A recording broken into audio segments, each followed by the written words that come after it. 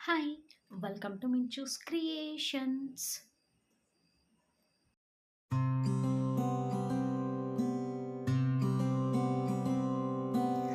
ಭೂಮಿಯ ಮೇಲೆ ಹೇಗೆ ಋತುವಿನ ಬದಲಾವಣೆಯಾಗುತ್ತದೆಯೋ ಹಾಗೆ ಮನುಷ್ಯರ ಜೀವನದಲ್ಲಿ ಸುಖ ದುಃಖಗಳು ಬಂದು ಹೋಗುತ್ತವೆ. ಒಳ್ಳೆಯದಕ್ಕೆ ಆಗಿದೆ, ಆಗುತ್ತಿರುವುದೆಲ್ಲ ಒಳ್ಳೆಯದಕ್ಕೆ, ಮುಂದೆ ಆಗುವುದೆಲ್ಲ ಒಳ್ಳೆಯದ್ದೇ ಆಗುತ್ತೆ. ಅದಕ್ಕೆ ಚಿಂತೆ ಮಾಡುವ ಅಗತ್ಯವಿಲ್ಲ. ನಿಂದನೆಗೆ ಹೆದರಿ ಎಂದಿಗೂ ನಿನ್ನ ಗುರಿಯನ್ನು ಬಿಡಬೇಡಿ. ಏಕೆಂದರೆ ನೀವು ಗುರಿ ಮುಟ್ಟಿದ ನಂತರ ನಿಂದಿಸುವವರ ಅಭಿಪ್ರಾಯವು ಬದಲಾಗುತ್ತದೆ. ಗಳಿಸಬೇಕು ಅಂತ ಇದ್ದರೆ ಮಾನವೀಯತೆ, ಪ್ರಾಮಾಣಿಕತೆ, ಗೆಳೆತನ, ಪ್ರೀತಿ, ವಿಶ್ವಾಸ ಗಳಿಸಿ.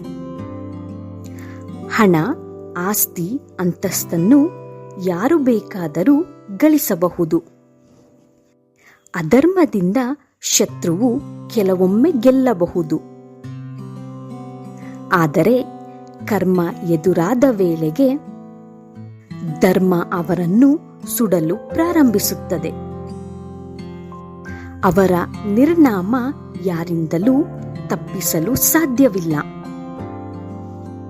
ಯಾರ ಭಕ್ತಿಯಲ್ಲಿ ಶ್ರದ್ಧೆ ಇರುವುದಿಲ್ಲವೋ ಅವರು ನನ್ನನ್ನು ಪಡೆಯಲಾರರು.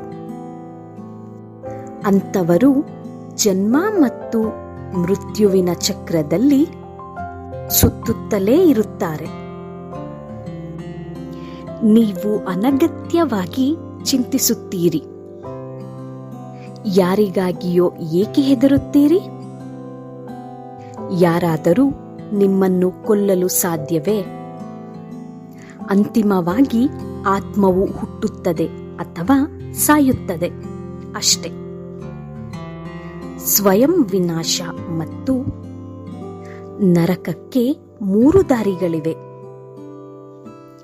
ಅದುವೇ ಕಾಮ, ಕೋಪ ಮತ್ತು ದುರಾಸೆ.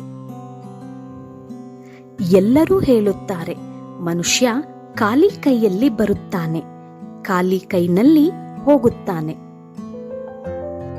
ಎಂದು. ಆದರೆ ಮನುಷ್ಯ ಬರುವಾಗ ಭಾಗ್ಯದ ಜೊತೆ ಬರುತ್ತಾನೆ, ಹೋಗುವಾಗ ಕರ್ಮದ ಫಲ ಕೊಂಡು ಹೋಗುತ್ತಾನೆ. ಒಳ್ಳೆಯದ್ದು ಮತ್ತು ಕೆಟ್ಟದ್ದು ನಮ್ಮೊಳಗೇ ಇದೆ.